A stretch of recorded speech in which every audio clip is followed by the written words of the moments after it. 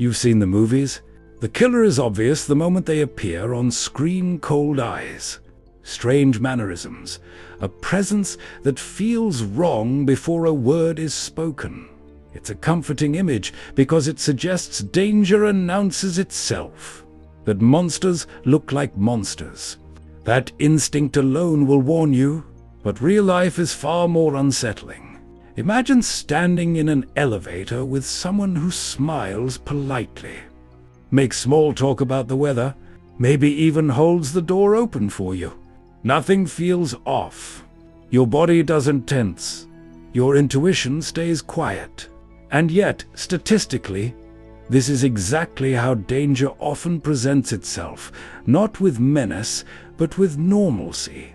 This chapter dismantles the illusion that serial murderers are visibly different from everyone else. They are not shadows lurking in dark alleys. They are neighbors, co-workers, classmates, friends. They blend in so completely that even trained professionals have failed to see them standing right in front of them. The question is not whether they look dangerous. The question is whether we have trained ourselves to notice the right things. Serial killers survive because they understand something fundamental about human psychology. We trust appearances. We trust patterns. We trust people who behave the way we expect them to behave. And they exploit that trust with precision. This is what psychologists call the mask of normality. It is not a disguise in the theatrical sense. It is a carefully constructed social performance, polite, charming, competent, even warm. Many serial killers are described by those around them as helpful, respectful, intelligent, or loving. Some are devoted partners. Some are attentive parents. Some are admired at work. These traits are not contradictions. They are tools. Charm lowers defenses. Politeness disarms suspicion. Education signals safety. Emotional attentiveness creates trust. Each trait reinforces the illusion that this person belongs, that they are predictable, that they are safe. The mask works because it mirrors exactly what society rewards and expects. And once that mask is accepted, everything else fades into the background. Strange comments become jokes. Boundary violations become misunderstandings. Inconsistencies become quirks. The human mind is exceptionally good at explaining away discomfort when it conflicts with an established image. Serial killers rely on this bias. The danger does not come from obvious aggression. It comes from subtle incongruence. Small moments where behavior does not quite align with context. A reaction that lingers too long. A curiosity that feels misplaced.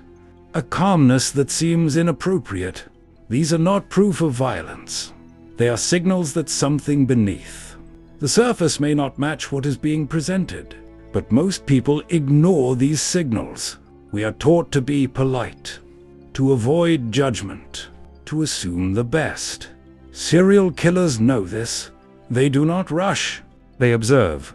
They test boundaries gradually, watching how people respond. If discomfort is ignored or dismissed, they proceed. If suspicion arises, they retreat, adjust, and try again later. This is how perception is manipulated, not through force, but through patience. Consider a simple scenario. You meet someone new. They listen intently.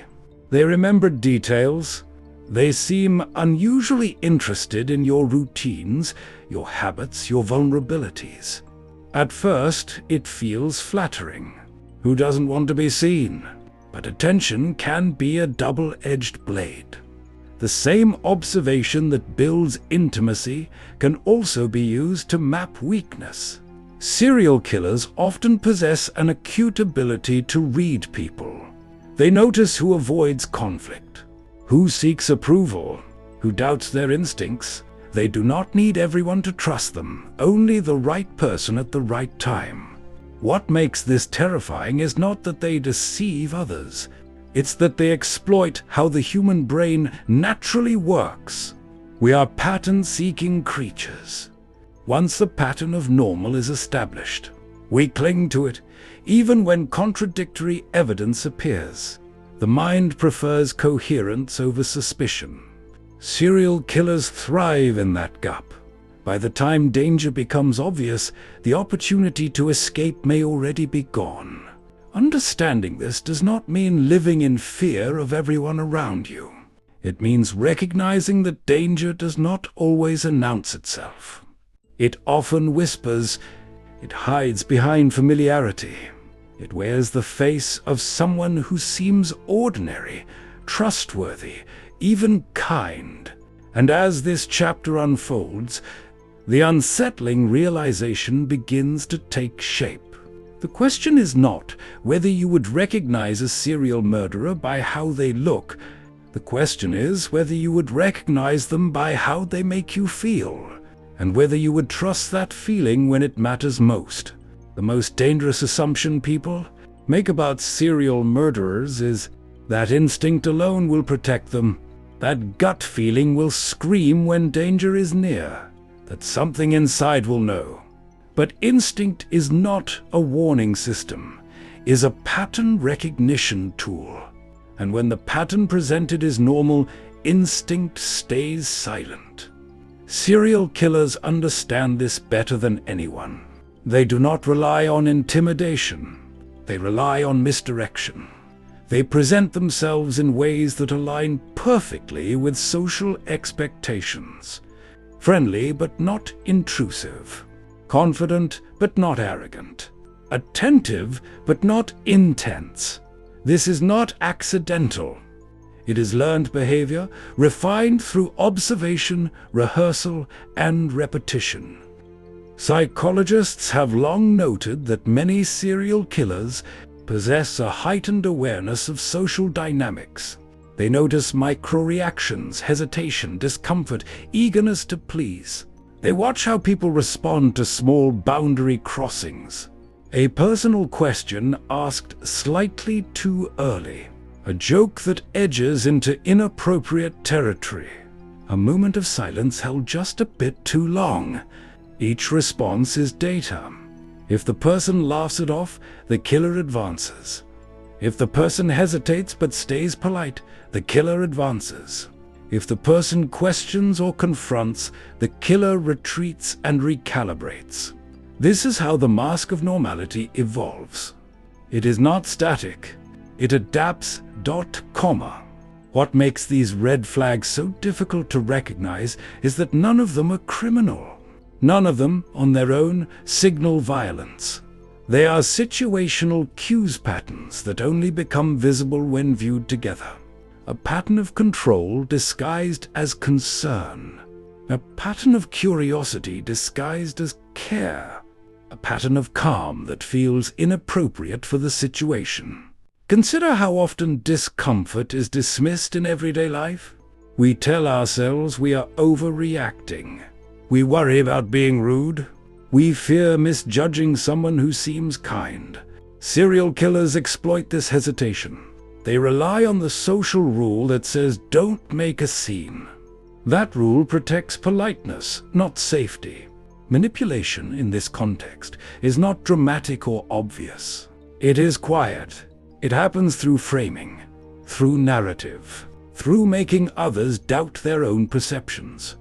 A serial killer may subtly reframe a situation so that the listener feels foolish for questioning it, or overly sensitive, or paranoid. Over time, this erodes confidence in intuition. This is where psychological insight becomes crucial. Human beings are wired to trust familiarity. Repeated exposure lowers suspicion. Once someone becomes part of your routine seen daily, spoken to casually, integrated into your environment, the mind categorizes them as safe. Serial killers often embed themselves in precisely these routines. They choose environments where familiarity is unavoidable. Workplaces, neighborhoods, volunteer groups, social circles, and once embedded, they disappear. Not physically, but perceptually. The brain stops actively evaluating them. They become background noise. This is not a flaw in intelligence. It is a function of efficiency. The mind cannot constantly assess threat in familiar spaces without exhausting itself. Serial killers take advantage of this cognitive shortcut. The red flags that matter most are not dramatic behaviors. They are contextual mismatches, emotional reactions that don't align with circumstances, a fascination with vulnerability, a detachment where empathy should appear, an ease with boundary violations that feels practiced rather than accidental. Imagine a scenario. Someone offers help you didn't ask for, insists even after refusal, frames persistence as kindness. Alone, this is nothing. Repeated, it becomes a pattern of control. Or consider someone who steers conversations toward fear, danger, or personal weakness, not aggressively, but curiously. These are not confessions. They are probes. Serial killers are patient. They do not rush exposure. They let others reveal themselves first. They wait for moments when intuition whispers but politeness overrides, when discomfort is ignored, when silence replaces confrontation. By the time the mask slips, it is often because the situation has already shifted into isolation, physical or psychological. And that is not coincidence. Isolation is where control becomes possible. Understanding this changes the question entirely. It is no longer, can you spot a serial murderer? But rather, can you recognize where normality is being used as a weapon? Because the most unsettling truth is this: danger rarely announces itself as danger. It introduces itself as something familiar, acceptable, even reassuring. And the people most at risk are not the reckless, but the polite, the trusting, and the ones taught to doubt their own instincts. If normality is the mask, then manipulation is the method. Serial killers do not merely hide behind charm. They actively shape the perceptions of those around them. They understand something subtle but powerful about human psychology. People believe what feels consistent, and consistency can be manufactured. Perception is fragile. It is built not only on what we see, but on what we expect to see. When someone behaves within socially accepted boundaries, smiling at the right time, expressing sympathy when appropriate, mirroring emotional tone, we relax.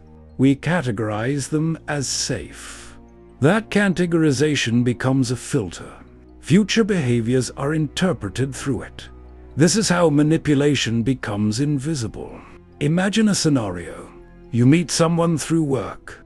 They are articulate, attentive, and composed. Over weeks, they remember details about your life, your schedule, your stress points, your routines. It feels thoughtful. Over time, they begin to appear wherever your routine places you. The coffee shop you visit, the parking garage after hours, the quiet hallway near closing time. Coincidence, you tell yourself. After all, they work nearby. They mentioned liking that cafe. You dismiss the discomfort because the explanation seems plausible. And plausibility is powerful. Serial killers often rely on environments where coincidence is easy to justify. This is not paranoia, it is pattern awareness. Many serial killers are skilled at what psychologists call impression management. They tailor their behavior to the expectations of the audience in front of them.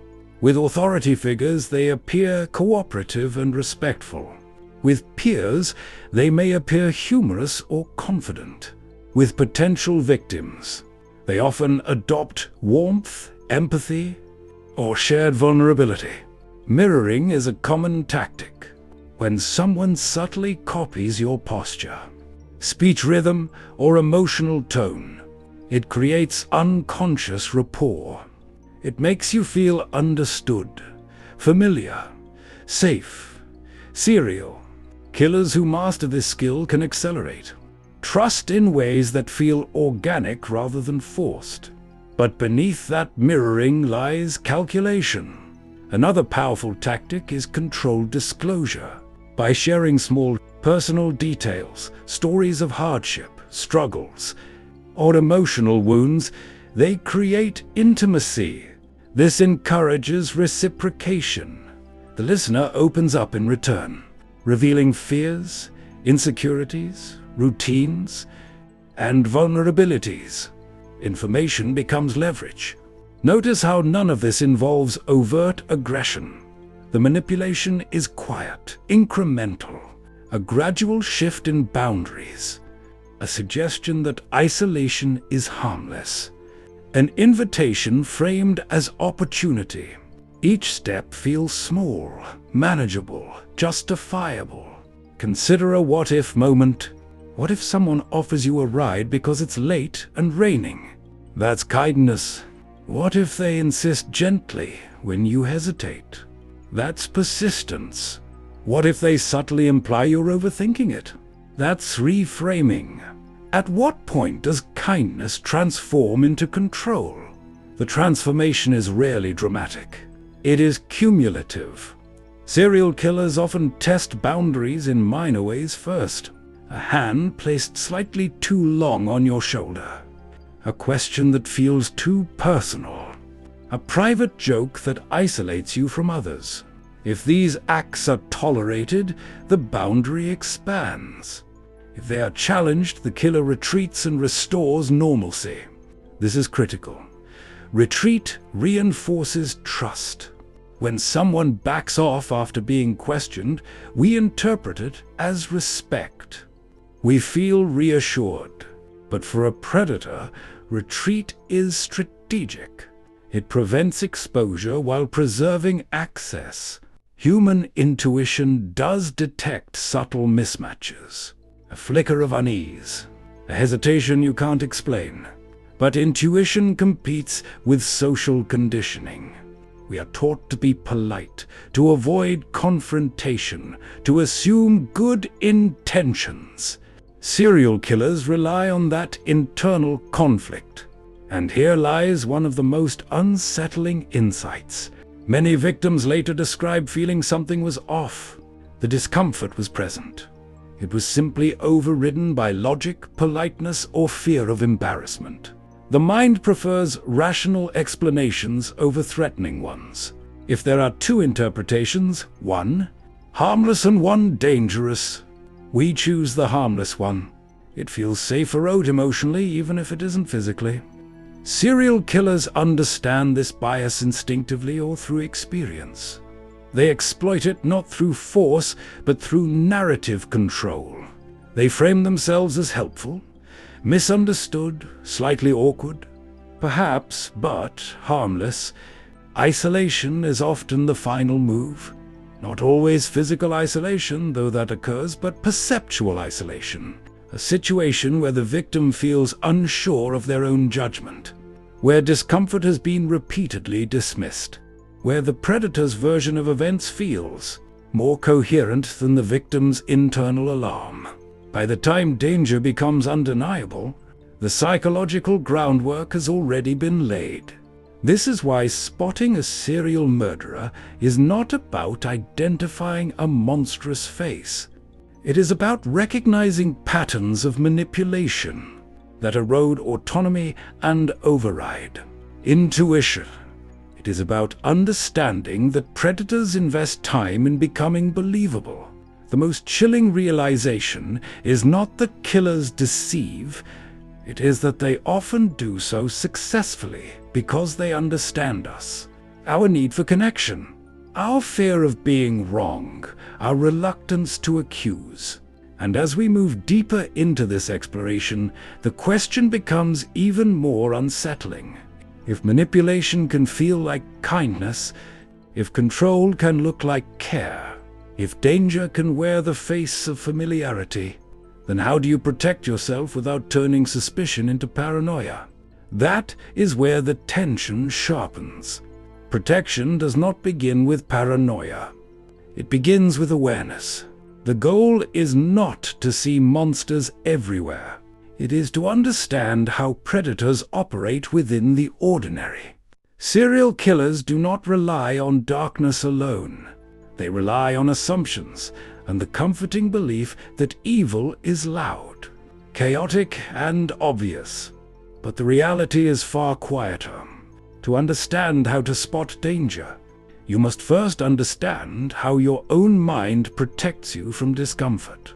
When something feels slightly wrong, your brain immediately searches for an explanation that reduces anxiety. He's just awkward. She didn't mean it like that. I'm probably overthinking. These internal reassurances are not weakness. They are coping mechanisms. The mind prefers stability. It avoids conclusions that would require drastic action. Serial killers exploit that hesitation. They do not need you to trust them completely. They only need you to doubt yourself long enough. Consider another scenario. You are at a social gathering. Someone new joins the group. They are charismatic, engaging, attentive. Over time, they subtly steer conversations toward personal vulnerabilities. Who lives alone? Who recently ended a relationship? Who walks home late? The questions are framed casually, wrapped in humor or curiosity. No one objects. Later, that same person offers to walk someone home. It feels protective, generous, and in many cases it may be harmless. But the predator's strength lies in blending helpfulness with opportunity. The act itself does not signal danger. The pattern behind it might. Serial killers often cultivate reputations as dependable. They volunteer. They assist. They become the person others rely on. This creates a powerful shield. Accusations seem unthinkable because they contradict the established image. He would never do that. She's always been so kind. Reputation becomes armor. But reputation is constructed. Psychological research shows that once we categorize someone positively, we experience cognitive dissonance when confronted with negative information about them. Instead of adjusting our view, we often reject the new information. Serial killers benefit enormously from this bias. The stronger the positive image, the harder it is for others to reconcile it with suspicion. Another critical element is emotional detachment. Many serial killers display what appears to be calm under pressure. In moments where empathy would normally surface fear, grief, distress, they may respond with composure that feels slightly out of sync. Not cold enough to alarm, just detached enough to register, faintly, as unusual. These subtle emotional mismatches are often dismissed because they lack drama. But patterns of emotional incongruence can reveal more than words ever could. It is important to clarify something here. Unusual behavior does not equal violent intent. Many socially awkward, emotionally reserved, or eccentric individuals are entirely harmless. The distinction lies in consistent patterns of manipulation, boundary testing, and calculated charm, not mere difference. Serial killers are terrifying not because they are strange, but because they can appear profoundly ordinary. And perhaps the most disturbing truth of all is this: there is no universal look, no guaranteed checklist, no single expression or habit that exposes them instantly. The mask of normality works precisely because it mirrors us. It reflects the behaviors we recognize, the tones we trust, the gestures we accept. This is why the chapter's central question, "Can you spot a serial murderer?" does not have a simple answer. You are unlikely to identify one by appearance alone. You are unlikely to sense immediate cinematic danger. What you may notice instead are fragments, a collection of moments that don't quite align, a pattern of control disguised as care, a consistency of charm that feels rehearsed rather than spontaneous. Awareness is not about suspicion of everyone. It is about respecting your intuition. When it whispers instead of waiting for it to scream. If discomfort repeats, examine it. If boundaries are tested repeatedly, reinforce them. If someone seems invested in isolating you physically or emotionally, question the motive. Serial killers depend on gradual escalation. They depend on time. They depend on the human tendency to normalize what we see repeatedly. And this is where tension reaches its peak. Because once you understand how effectively danger can coexist with normalcy, everyday life feels slightly different. The neighbor's wave, the coworker's smile, the stranger's politeness. None of these are threats on their own, but none of them guarantee safety either. The world does not become darker when you gain this awareness. It becomes clearer. You realize that predators succeed not because they are invisible, but because we expect visibility to look dramatic. We expect warning signs to be loud. In reality, they are subtle, patient, and layered. Serial killers walk hand in hand with normalcy. They function within it. They thrive because of it. And that is the true dismantling of illusion. The monster you imagine is easier to confront than the one who seems ordinary. The comfort we cling to, that we would somehow just know, is perhaps the most dangerous myth of all. Awareness does not guarantee safety, but ignorance guarantees vulnerability. So the final question lingers quietly, long after the conversation ends. If someone dangerous stood beside you right now, polite and completely unremarkable, would you recognize the pattern? Or would you trust the mask?